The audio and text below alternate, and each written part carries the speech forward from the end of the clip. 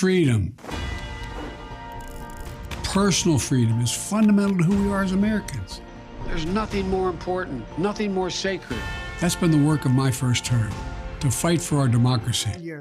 With your support in the election, we will defeat Joe Biden in 2024.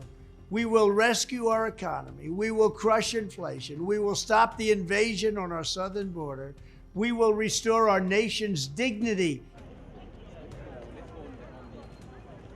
The difference this time around would be that the burden would be on Biden to defend his record, the same way the burden was on Trump to defend his record in 2020.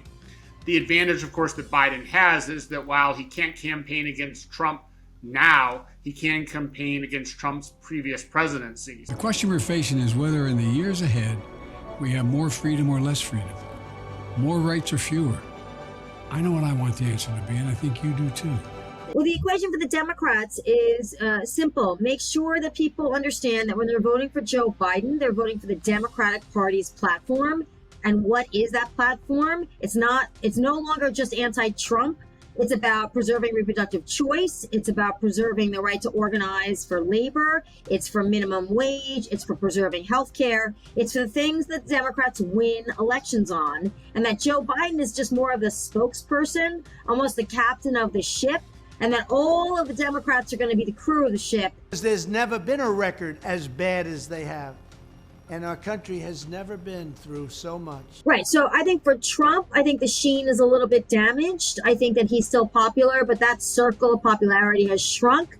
And I think there is a significant amount of Trump fatigue. You know, concern about Biden's age is not the same thing as being sick of the guy or worried that things will be too unstable or chaotic.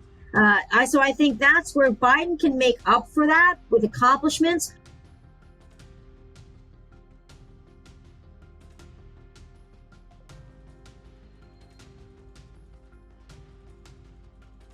These are not normal times, and therefore an argument about could we have a more robust economy coming out of a global pandemic is not something that resonates as much as this fear that there is basically Armageddon out there, right?